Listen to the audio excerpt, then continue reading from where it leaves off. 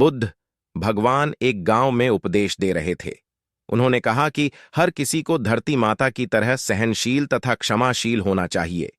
क्रोध ऐसी आग है जिसमें क्रोध करने वाला दूसरों को जलाएगा तथा खुद भी जल जाएगा।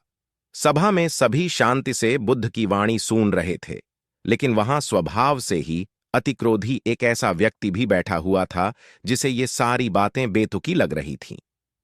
वह कुछ देर ये सब सुनता रहा, फिर अचानक ही आग बबूला होकर बोलने लगा, तुम पाखंडी हो, बड़ी बड़ी बातें करना यही तुम्हारा काम है।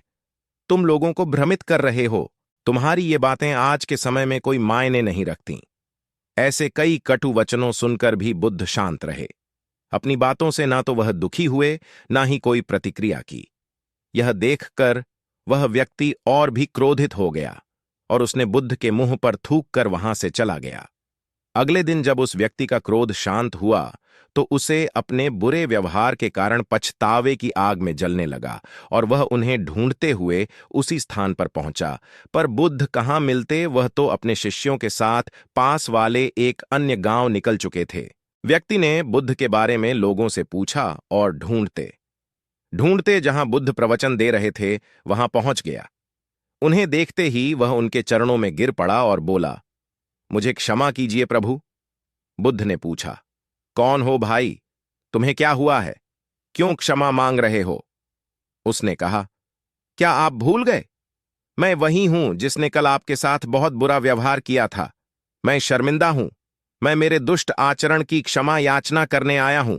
भगवान बुद्ध ने प्रेम पूर्वक कहा, बीता हुआ कल तो मैं वहीं छोड़कर आया गया और तुम अभी भी वहीं अटके हुए हो। तुम्हें अपनी गलती का आभास हो गया, तुमने पश्चाताप कर लिया, तुम निर्मल हो चुके हो। अब तुम आज में प्रवेश करो। बुरी बातें तथा बुरी घटनाएं याद करते रहने से वर्तमान और भविष्य दोनों बिगड़ते जाते हैं। बीते हुए कल के कारण आज को मत बिगाड़ो। उस व्यक्ति का सारा बोझ उतर गया।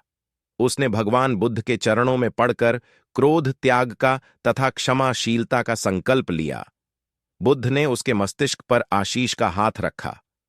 उस दिन से उसमें परिवर्तन आ गया और उसके जीवन में सत्य, प्रेम व करुणा की धारा बहने लगी। मित्रों, बहुत बार हम भूत में की गई किसी गलती के बारे में सोचकर बार बार दुखी होते और खुद को कोसते हैं। हमें ऐसा कभी नहीं करना चाहिए।